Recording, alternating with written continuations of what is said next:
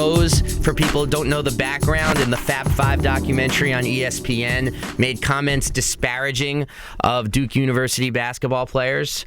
All of them, actually, but particularly of African-American descent. And Jason Whitlock came back with a response where he said that Rose is someone who is consumed by bitterness, envy, and hatred because he never knew his father. Those were very harsh comments, and then he made much broader generalizations as well. A lot of them. And it did not make you happy to read that column, did it? I was really, I haven't been upset for a while because I'm a big believer in everybody has their opinion. Yeah. And it's okay. You're a mellow guy. I'm really a very, it's okay. We can be in a room. We can agree to disagree. You have your opinion and I have my opinion. I generally, don't really get upset.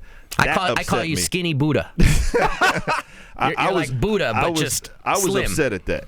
That article really, really upset me because, for one, it's another case of a black person attacking another black person.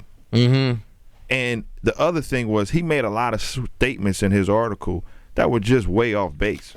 Can I read you one of those? You can read a couple of them. I'll read it.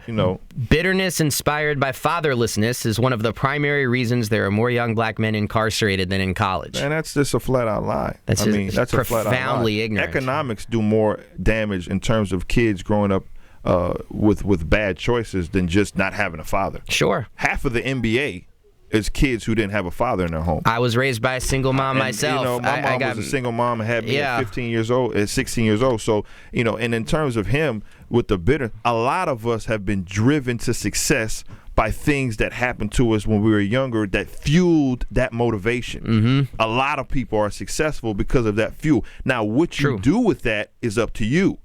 But to say Jalen Rose is wrong to promote the message of I was bitter and it made me want to be successful, that would eliminate a large segment of people in a society who are successful. Mm-hmm. Because anger, when used correctly, is a great motivational tool. Mm-hmm. And I think when he made that statement, it came from a real ignorant point of view. I was angry at not having certain things when I was younger. I was angry at the fact that my situation didn't emulate somebody who lived in a different neighborhood. But what it did was that's what I used to get up in the morning. That's what I used to motivate myself. And there's someone else who was raised by a single mom. I can't remember his name, but he lives on 1600 Pennsylvania Avenue. The big house. It's got the white pillars. The White House. What's his name? The white one. Yeah, Barry. That's right. Barry. Michael Jordan talks a lot about his anger, his competitiveness being direct. That's where it comes from.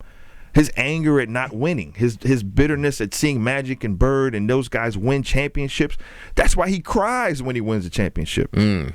And I think for Jason Whitlock to make the statements that he also was a guy who made a statement, which was funny to me at the time. He said that the Patriots draft players from two-parent homes because they're more coachable. Yeah. And then he made a statement in that article where he said Coach K recruits guys who are willing to be led, and that doesn't include the hip-hop generation. Mm-hmm.